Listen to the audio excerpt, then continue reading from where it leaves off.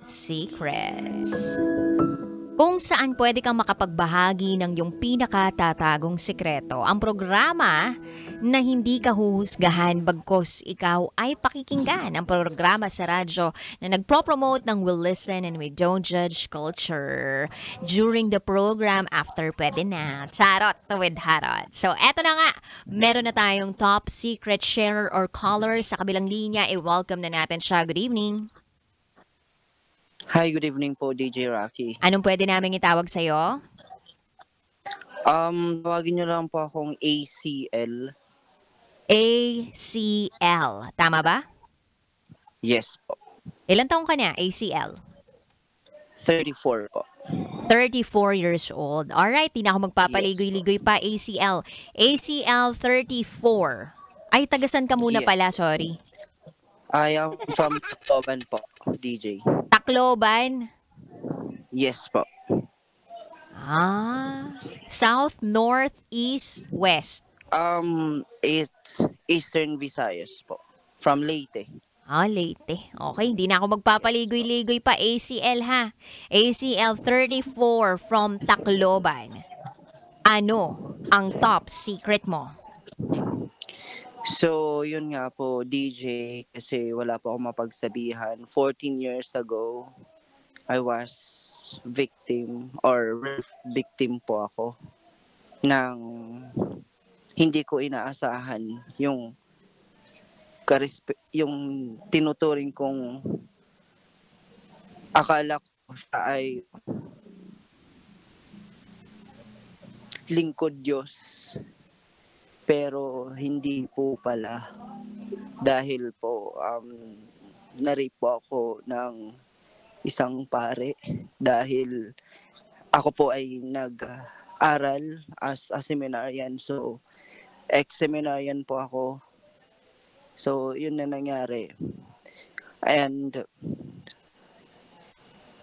hindi ko po alam kung paano ko sasabihin sa family ko.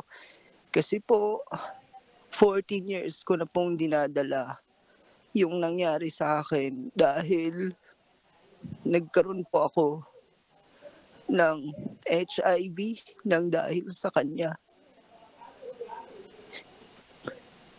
Nagkaroon ka ng HIV. Isa-isahin muna natin. I'm so sorry to hear this. ACL, na-rape ka ng isang tagapaglingkod ng Diyos. Tama ba? Tama po. And this was 14 years ago. Yes po. Ex-seminarian ka, tama? Yes po. Mm-hmm. And because of that incident, nagkaroon ka ng HIV. Yes po. Bali, ang nangyari nung pumasok po ako sa seminaryo, so mga ilang buwan lang ako nakakalipas, yung isang pare, sobrang nagiging close sa akin, kinakaibigan ako. Ngayon, dahil sa loob ng kumbento, bawal ang magiging close. So, naging secret kasi ayaw ng superior ng ganon. Hindi ko naman po alam na may ganon siyang intention hanggang sa nangyari na nga yung hindi ko inaasahan. Tapos, hindi ako nakapagsumbong dahil sinasabi niya na malalaman ng buong kumbento or doon mismo kung saan kami nag-i-stay. So, hanggang sa ilang beses or maraming beses pong inulit-ulit niyang ginawa sa akin hanggang sa hindi na ako nakakausap dahil sa sobrang traumatized sa nangyari sa akin. Hanggang nagkaroon po ako ng mga rashes, hanggang nagkaroon na ako ng mga herpes na sa balat. Tapos, dinala na ako sa clinic. 2012 po, tandang-tanda ko, nung pina-test nila ako na nag-positive po pala ako ng HIV virus. Yun yung Yun yung pinakamasakit na nangyari sa buhay ko kasi hindi ko po alam kung anong gagawin ko. Kasi parang sinira po yung pangarap ko. Ang akin lang naman, DJ Rocky, na maging isang tagapaglingkod at magbigay ng mensahe galing sa Biblia. Tapos yung iniisip ko na sila yung magbibigay gabay para maging mabuti kang tao. Pero hindi po pala. Simula nang nangyayari sa akin hanggang lumabas ako, hindi na po ako dumadaan ng imbahan dahil takot po ako sa pare. Etong pari ba na to, naglilingkod pa rin hanggang ngayon? Wala na po siya. Yun po yung tinatakot ko sa buong buhay ko simula nung nangyari sa akin dahil namatay po siya. Siguro po mga 2 years after ko pong lumabas sa kumbento, nung nabalitaan ko na wala na po siya. Lumabas po ako sa kumbento ng walang-wala. May isa lang kaibigan na tumulong sa akin at pinagsabihan ko hanggang kinupkup niya po ako. Yung family Kasi mo nung nasaan? nasa loob. Sorry po. Yung pamilya mo nasaan nung time na yon? Wala na po akong nanay or wala na po akong parents. Lahat po sila is wala na po kasi yung mama ko namatay nung pinanganak ako. Tapos po yung tatay ko namatay siya, 3rd year high school pa lang po ako. So lumaki lang po talaga ako sa lola at lolo ko sa province namin hanggang sa nawala rin po sila. So basically po, tinaguyod ko lang po yung sarili ko para lang po mai-survive ko. Kasi gusto ko kasi magkaroon po ako ng magandang buhay. Mhm.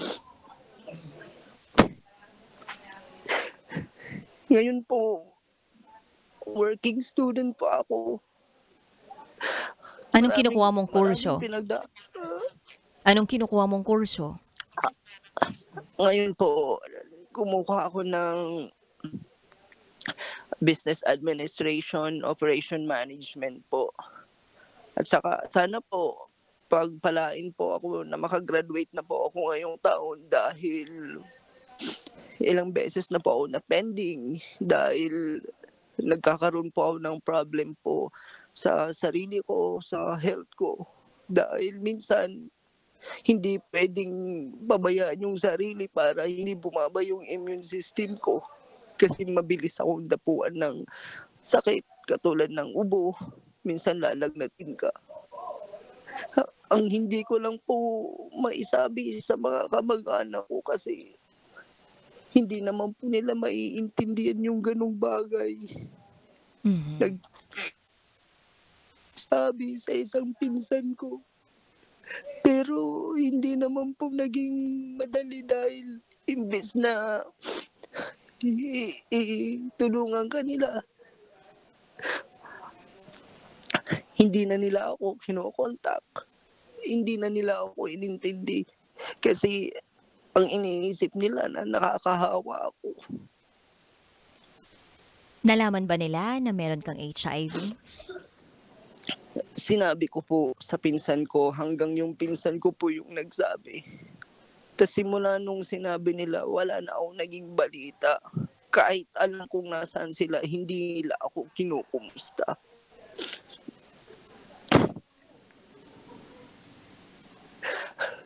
Ngayon po, DJ, meron po akong schedule ngayong April 23 para po sa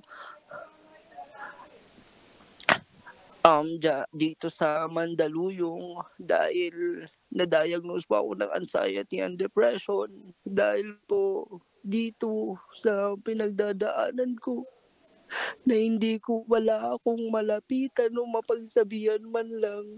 Mhm. But it's a good thing na meron kang check-up or meron kang ginagawang paraan para kahit papano, maibsan yung bigat ng nararamdaman mo o kahit papano may mapagkwentuhan ka, mapagsabihan ng bigat ng nararamdaman mo. And this one, you are a brave person. This is a brave act na ginawa mo, 'di ba? To open up to someone na katulad ko na gusto lang naman ding makinig sa tulad mo. Pwede bang Pwede bang alayan ka namin ng panalangin? Kasi sa totoo lang, ACL, wala akong mabigay na advice o wala talaga akong maibigay pa na komento tungkol sa mga pinagdaanan mo sa buhay. At nalulungkot ako na ganun yung naging karanasan mo. So okay lang ba na alayan ka namin ng panalangin?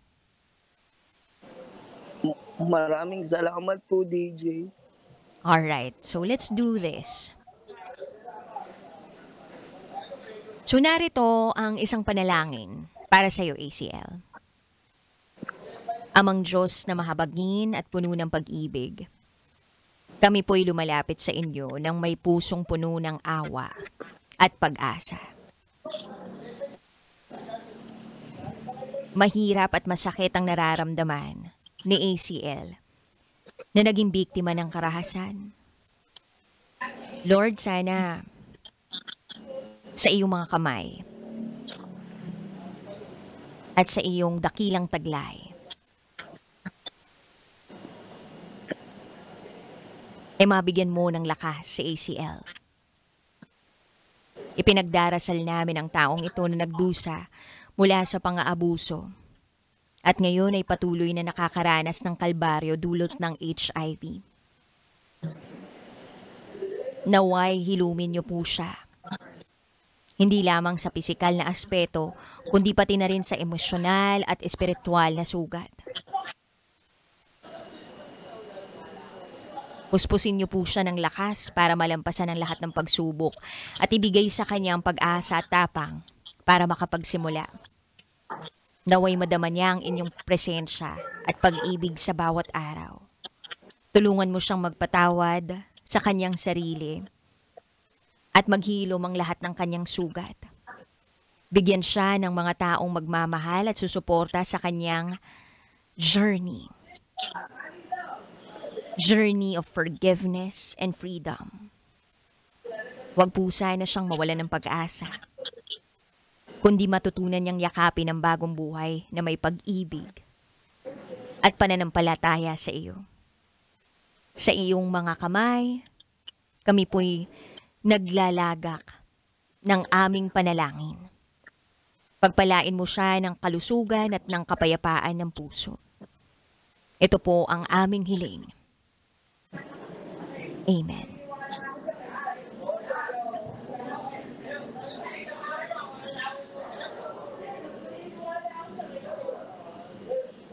ACL. Hello po.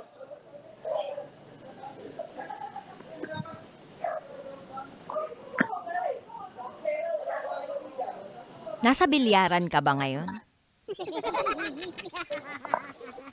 Ano po? Nasa bilyaran ka ba? Parang ang daming ang maingay dyan sa paligid mo. Sa kapitbahay meron lang party siguro. ACL, again, wala akong may advice sa'yo and I hope na ibigay ng programang ito yung pagkakataon para sa'yo na kahit papano mapagaan yung damdamin mo. Maraming salamat po, DJ Rocky. Lagi po ako nanonood sa inyo at nakikinig po especially po sa TikTok niyo po. Lagi po akong nag-aabang. Thank you. Sa mga yung mga advices niyo po. Thank you. Sa akin lang po kung bakit ko na-share na siguro nangyari ito dahil may dahilan. Yes. Kaya ang sa akin lang na kung sino man yung mga nakakaranas din ng ganito na maging malakas para sa sarili nila. Kasi siguro naman hindi naman ito ibibigay sa amin kung walang dahilan. hindi naman namin ginusto na magkaganito. Pero laban na lang, yun na lang po ata siguro yung magagawa ko. You are an inspiration. You are an inspiration. You are not a victim, you are a survivor. ACL, I'll get in touch with you. I'll message you. And i-connect kita dun sa mental health expert namin dito sa Love Radio. Alright? Maraming salamat po, DJ. Thank you so much also. God bless you always. Bye. God bless you po. More power po sa programa ninyo, DJ. Thank you po. Thank you.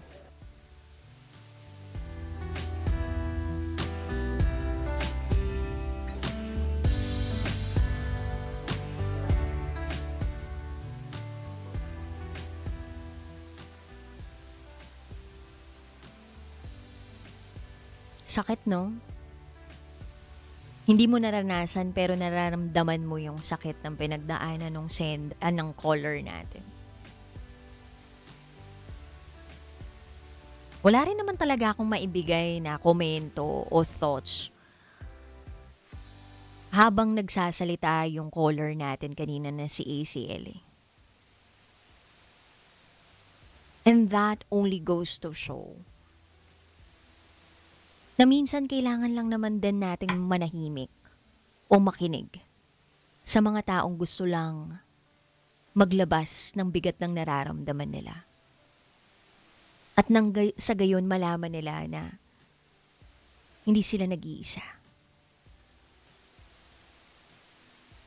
So kabisyo, kung kaya mo, 'di ba, na makinig sa taong nag-open up sa iyo, may this be an inspiration also to you that you can always create a safe space. Safe space para sa mga taong vulnerable, para sa mga taong mabigat ang pinagdaraanan, para sa mga taong naging biktima, o para sa mga taong pinipili nilang maging survivor.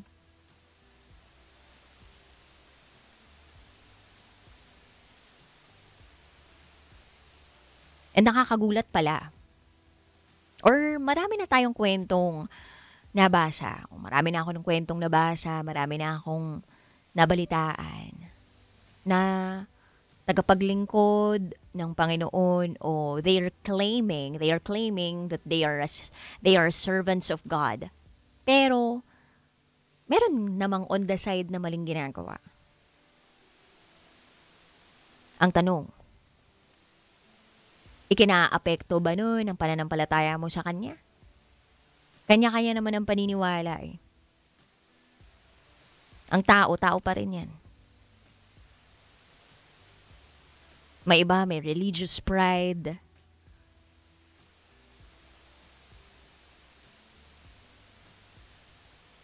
Na siyang nagdadala sa kanila para maging biglang mali ang kanilang piliin sa buhay.